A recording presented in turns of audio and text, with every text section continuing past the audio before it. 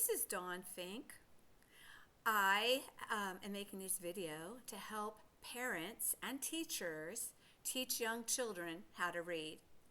I have taught in the private and public schools for over 30 years. I have recently retired, and now I'd like to give back and help the community in any way that I can. So I am making this video, and today I'm going to be teaching the letters, sounds of the alphabet, letter sound correspondence. I'm going to start with the beginning of the alphabet. I'm going to hold up the cards. This is done in Denilian, but if your child uses block printing, then go ahead and use the same kind of printing that is used in your school district. So for this one, I would say this is A. A says A, the short sound. A, the long sound. They can also make a third sound, aw, like in water, all, and walk. And we make the third sound by going like this. It's what you say when you go to the doctors. The doctor says, say, aw. So they make the three sounds, a, and aw, when they go to the doctor. This is B. You have to be careful with B and D. We don't say buh and duh because that includes vowel sounds with it. It's just buh, buh. And remember it as a bat and a ball. The bat's first, then the ball. Bat and ball, B, buh, buh. This is C. C says k and s. It steals two other sounds of the letters. It doesn't have its own sound. It steals the K sound and the S sound. So it makes the sounds k and s. The K and the S sound. Okay, D says d, d. Again, it's not duh. It doesn't say that. It's just d, d. No vowel sound with it. And if you, I know the kids always mix up B and D in the beginning. That is very, very common and very normal. One thing we would do at school would be to make a bed. And we read that go in that direction, left to right. So hopefully they've gotten some print awareness from you and reading stories to them as you point to the lines as you read them, going across the page.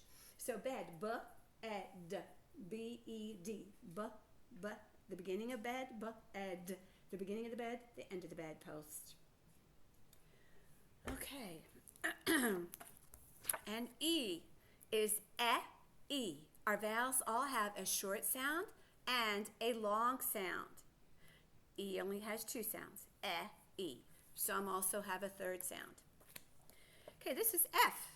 F says f, quiet sound. G says g and j. Makes the G sound, its own sound, g, and then it also takes the J sound, j. This is H. H says huh.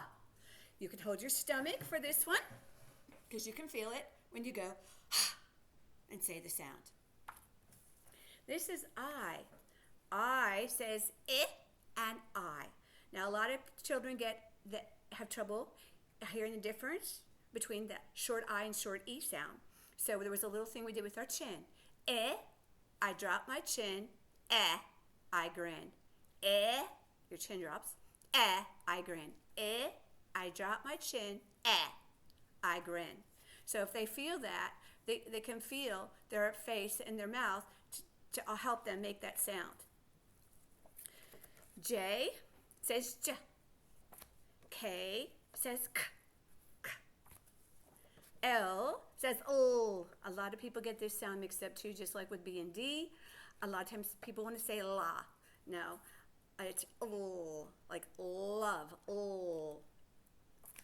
M is what we say to mommy's good cooking, This is N, n. This is O. Now this one too has a third sound. This vowel has a third sound. Ah, the short sound. O, the long sound.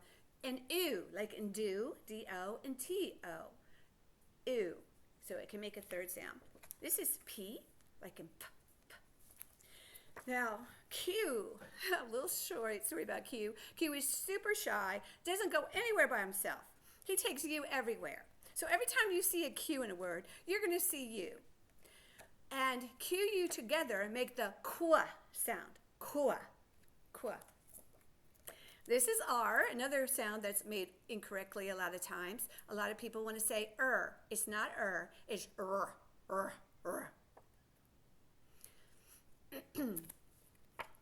And a lot of times I make the dog growl. I say it's like your dog ground. This letter is S, and it makes two sounds, S and Z. It also makes the Z sound. This is T, and T says T. U says U, and it can make a third sound, U. This is V, and V says V. This is W, and it says W. This is X, and it says X. The K and S sound together, X. This is Y, and this is a tricky one. It actually makes four sounds.